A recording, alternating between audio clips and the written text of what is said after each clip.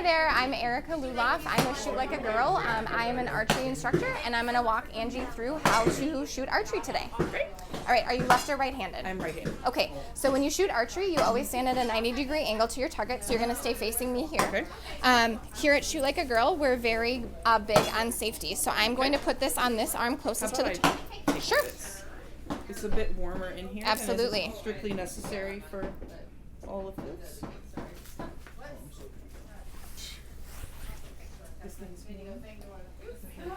All right, so I'm going to put this on this arm. This is just to protect you in case that string would happen to hit your arm. I'll do everything I possibly can not to let that happen, but we are just in case. Sure. So we're shooting compound bows today. With that, you always use what's called a trigger release, okay? So this is going to go on your hand. I'm going to have you turn your hand over for me then. So I'm just going to tighten this up. So just like with any firearm, this is a trigger.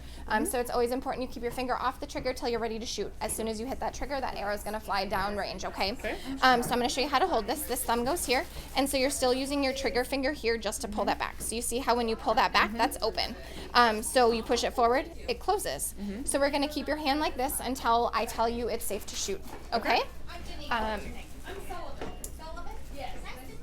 So Angie, when you hold a bow, you don't really grip the bow, so to speak. It kind of just rests on your hands. So you're going to stick your hand out. See how this kind of creates a shelf there? And this is kind of that same shape. So it literally just kind of rests on that hand. As you pull this string back, it pulls it back into your hand, and you actually don't even have to grip the bow. It just completely balances there. We wrap our fingers around to get them out of the way of that arrow, okay? So I'm going to have you just kind of get a feel for how that feels. Kind of balances right there.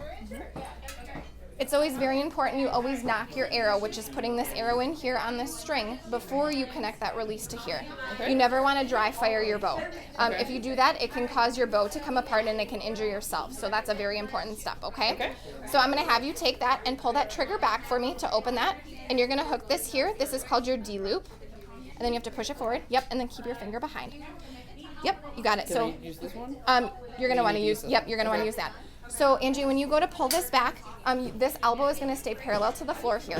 Once you get this back, this portion of your hand kind of rests kind of right behind your jawbone here, below your ear.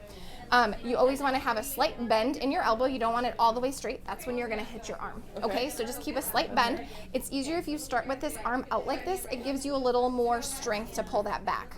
Okay, so once we get that back, you're just looking at these little colored sights here at that white target. Okay, are you ready? Sure.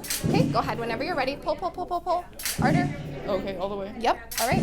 Whenever you're ready, go ahead and pull the trigger. There you go. Okay. Let's do it again, now that you know what to expect. The second time is always a little bit easier. So go ahead and hook that back to there. Yep, that's the hardest part, is hooking that. All right, so straighten this arm a little bit for me. Yep, there you go. All right, whenever you're ready. That second time went a lot smoother. Does that feel good? Yeah, that's fun. Great. All right, now we got another hobby. There you go. It's a fun one. Thank you so much. You are welcome. You can learn more about this report and others, plus the latest issue of Gun Test Magazine at guntest.com.